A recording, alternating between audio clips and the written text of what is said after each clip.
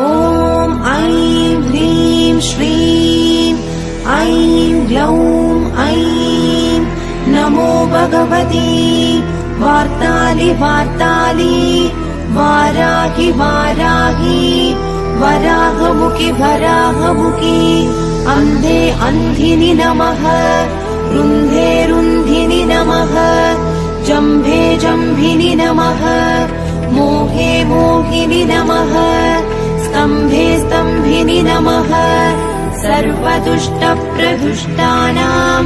सर्वेषां सर्ववाक्सिद्धचक्षुर्मुखगदिच्चिक्वा